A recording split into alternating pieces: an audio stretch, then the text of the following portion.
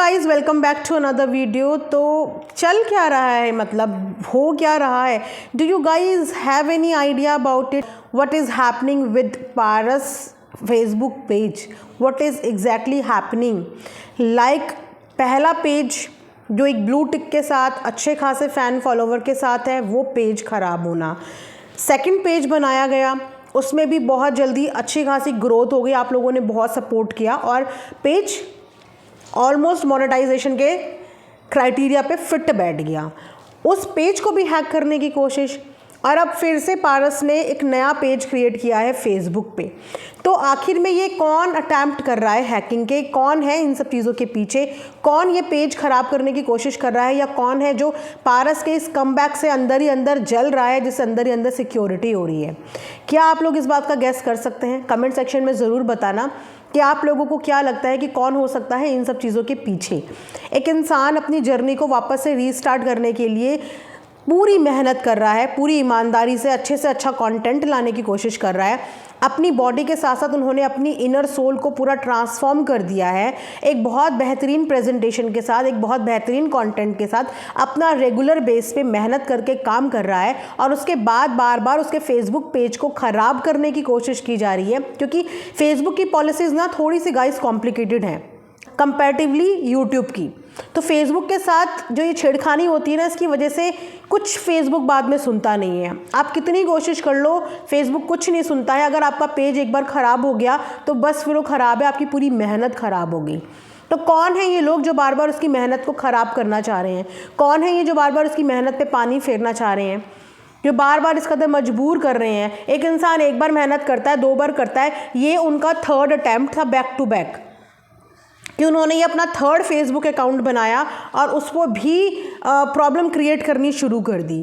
अभी के लाइव में 4 बजे उन्होंने एक छोटी सी लाइव करी थी, बहुत लेंदी लाइव नहीं थी। उस लाइव पे उन्होंने कुछ बताया है, मैं यहाँ पे आप सबके लिए वीडियो लगा देती हूँ, आप उसको सुन लीजिए। क्योंकि जो मैंने कल पेज बनाया था ना, जिसपे मैं लाइव आया था परसों, तो परसों वाले पेज पे दिक्कत ये आ गई कि भाई कोई मेरे हाथ धो के पीछे पड़ गया है, उसको भी किसी ने हैक करने की कोशिश करी, उस पर पता नहीं क्या दिक्कत हुई, बहुत तगड़ी दिक्कत हो गई उस पर। अर्थ मॉम देहरादून, हेलो भैया, हेलो जी, कैसे हो? इस वीडियो में भैया ने मेरा भी नाम लिया है बिकॉज मैं वहाँ पे उस समय पे मौजूद थी। बहुत कम लोगों की भीड़ थी, क्योंकि अभी नया ही उनका फेसबुक पेज बना है, तो ज़्यादा लोग वहाँ पे पहुँच नहीं पाए। बट मैं क्योंकि उनको फॉलो कर रही हूँ, ऑब्वियस सी बात है, अगर मैं उनके ऊपर रिएक्शन दे रही हूँ तो उनको फॉलो करना, उनकी एक्टिविटीज़ को फॉलो करना, ये मेरा भी काम है। जो मैं जिनको फॉलो करती हूँ, जिन पर मैं रिएक्शन देती हूँ, उनको मैं बहुत करीब से देखती हूँ, बहुत करीब से एनालाइज करती हूँ। तो मैं वहाँ पे प्रेजेंट थी, तो उस दौरान पता चला कि वो परेशान चल रहे हैं। इरिटेट हो जाता है बंदा यार, बार बार कुछ करने की कोशिश कर रहा है, बार बार सामने से हैकिंग की प्रोसेस हो रही है, कभी पेज ख़राब कर दे रहे हैं और फिर वापस से रीस्टार्ट करना। आपको बार बार ऑडियंस को कन्विंस करना पड़ता है, समझ रहे हो? उसके बाद आप खुद देखिए कि बड़ी मुश्किल से परसों बहुत अच्छे खासे तरीके से फैंस वगैरह सब आ गए थे, फॉलोवर्स सब आ गए थे, और आज फिर से प्रॉब्लम होती है। तो कहीं ना कहीं फैंस भी इरिटेट होते हैं कि ये हो क्या रहा है। सामने वाले की मेहनत को इस तरह ख़राब मत करो, जो भी इन चीज़ों के पीछे है या जो भी ये सब चीज़ें कर रहा है, इस तरीके की हरकतें मत करो।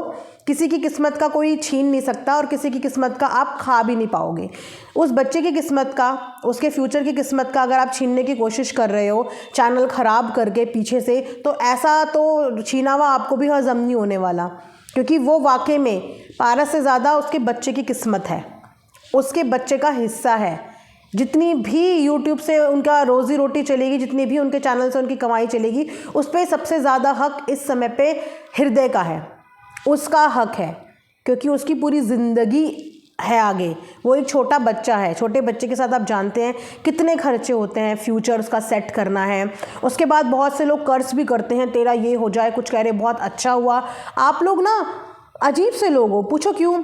आप लोग एक तरफ बच्चे को प्यार जताते हो, दूसरी तरफ आप उसके माँ बाप को कर्ज देते हो। तो आप लोगों को ये नहीं लगता कि आप इनडायरेक्टली और डायरेक्टली उस बच्चे की ही ज़िंदगी पे आप लोग कर्ज दे रहे हो? क्योंकि अगर किसी बच्चे के माँ बाप परेशानी में आते हैं तो वो बच्चा बहुत अच्छा सुख शांति से नहीं रहता है। अगर आप किसी बच्चे को तो दुआएं दे रहे हो, लेकिन उसके माँ बापों को बद्दुआ दे रहे हो, उसके बाप को बद्दुआ दे रहे हो, जिसकी वजह से उस बच्चे की पूरी ज़िंदगी आगे की कटने वाली है। अगर आप उस बच्चे को दुआ दे रहे हो तो ऐसी दुआ का कोई फ़ायदा नहीं है, क्योंकि उस बच्चे की पूरी पालन पोषण की जिम्मेदारी अभी उसके पापा के ऊपर है। तो क्या करोगे, ऐसी दुआ कर ऐसे लाड का। अगर आप लोग वाकई में हृदय से कनेक्टेड हो, उससे प्यार करते हो, उसके फ्यूचर के लिए कंसर्न हो, तो सबसे पहले आपको कंसर्न होना पड़ेगा कि हृदय की परवरिश में कोई भी किसी भी चीज़ की कमी ना आए, ना पैसे की कमी, ना अपब्रिंगिंग की कमी, ना तहजीब, ना तमीज़, किसी भी चीज़ की कमी ना आए। और आप जानते हैं कि फ़ाइनेंशियली स्ट्रांग होना एक बच्चे के भविष्य के लिए कितना ज़्यादा इम्पॉर्टेंट होता है, कितना ज़्यादा इम्पॉर्टेंट होता है। हर किसी ने कभी ना कभी अपनी लाइफ में फ़ाइनेंशियल क्रंच ज़रूर भुगते होंगे, और हर कोई भुगतता है। एक टाइम सबका आता है जिस टाइम पे उसको दाल रोटी का भाव पता चलता है कि एक्चुअली में पैसों की कितनी वैल्यू होती है। कोई ना कोई एक ना एक बार अपनी लाइफ में ये चीज़ें भुगतता है। और उसके बाद अगर आप उसके पापा की रोज़ी रोटी पे बात कर रहे हो, उनके चैनल पे बात कर रहे हो, उनकी कमाई पे बात कर रहे हो, उनको बद्दुआएं दे रहे हो, तो ये भी तो सोचो कि वो बद्दुआएं आप पापा के साथ साथ उनके बच्चे की पूरी आगे की ज़िंदगी को भी दे रहे हो, उन माँ बाप पे भी दे रहे हो जो उसको पाल रहे हैं, जो उनको पोस रहे हैं। तो इस तरीके की हरकतें मत करो। अगर आप, मेरा मानना तो देखो ये है कि अगर आप अपने मुंह से किसी को अच्छा नहीं बोल सकते, किसी को ब्लेसिंग नहीं दे सकते, तो आपको कोई हक नहीं बनता कि आप किसी को बद्दुआ दो। उन्होंने आप लोगों को कभी कुछ नहीं बोला, आप लोगों को कभी कुछ नहीं बिगाड़ा। उनके आपस में जो भी रहा, लड़ाई रही, झगड़ी रही, अलग हो गए, वो उनका आपसी मैटर है। आप, मैं या कोई भी किसी को भी गालियां देना या बद्दुआ देना, ये हम पे सूट नहीं करता, और ये हमें इंसान होने के नाते नहीं करना चाहिए। क्योंकि मेरे को सिर्फ़ और सिर्फ हृदय का चेहरा याद आता है। कुछ भी किसी की सुनती हूँ तो मुझे उसका चेहरा याद आता है कि ये बच्चा कल को बड़ा भी होगा, समझदार भी होगा, ये सारी जर्नी अपनी देखेगा। अगर आप उस बच्चे से प्यार कर रहे हैं और उसके बाप को इतनी सारी चीज़ें बोल रहे हैं, तो फिर आप उससे प्यार नहीं कर रहे हो, फिर तो आप, मुझे भी नहीं पता आप क्या कर रहे हो। इसको आप प्यार नहीं कहोगे। उस बच्चे से प्यार कर रहे हो पर उसके दादा दादी को कोस रहे हो, नहीं कर रहे हो। और पहली बात ही, किसी भी रिश्ता टूटने के जिम्मेदार कभी भी माँ बाप नहीं होते किसी के। अगर किसी के बेटा बहू का रिश्ता टूटा है तो उसके जिम्मेदार उनके माँ बाप नहीं है। कोई माँ बाप नहीं चाहते कि उनके घर का जो है रिश्ता टूट जाए, उनके बच्चों का हंसता खेलता परिवार टूट जाए। और जिस तरीके की इनकी मम्मी का और पापा का नेचर है, इतने सिंपल साधारण लोग हैं। ये तब भी इतने ही साधारण थे जब ये लोग ऊंचाइयों में थे, और ये आज भी इतने ही साधारण हैं जब ये लोग अपनी वापस से ज़िंदगी की नई शुरुआत कर रहे हैं। ये तब भी इतने डाउन टू अर्थ थे, ये आज भी इतने ही डाउन टू अर्थ है। और यही सेम चीज़ें सौरभ जोशी के व्लॉग में भी मुझे पसंद आती है कि वो लोग बहुत डाउन टू अर्थ हैं। भले ही आज वो नंबर 1 यूट्यूबर में एक है, लेकिन उसके बाद भी आज भी उसके घर का रहन सहन नॉर्मल लोगों की तरह है। आज भी उसके घर का खाना पीना नॉर्मल लोगों की तरह है। पैसा देख के वो पागल नहीं हुए, अब पैसा ना हुआ तब भी वो पागल नहीं हुए। तो ये सिचुएशन होती है। तो इसलिए माँ बापों को मत कुछ बोलो यार कि पेरेंट्स ऐसे हैं, उन्होंने घर तोड़ दिया। कोई माँ बाप अपने बच्चों का घर नहीं तोड़ता, बच्चों की अपनी गलतियों की वजह से उनका घर टूटता है। माँ बाप का इसमें कोई भी रोल नहीं होता। माँ बाप हमेशा कोशिश ही करते हैं घर जोड़ने की, और अगर बच्चों ने मन बना ही लिया तो उसमें माँ बाप को अपने बच्चों को सपोर्ट करना उनकी मजबूरी हो जाती है कि वो क्या करें। तो इस तरीके से ना पेरेंट्स को जज करो, ना इस तरीके से बच्चों के माता पिता को जज करो। उस बच्चे के आगे पूरा फ्यूचर है। वाकई में अगर आप हृदय से प्यार करते हो, उसके वेल विशर हो, तो उसके अच्छे भविष्य की कामना करो, उसको अपनी दुआओं में याद करो। बस यही मैं बोलना चाहूँगी इस वीडियो के माध्यम से। Thanks for watching earth mom Dehradun.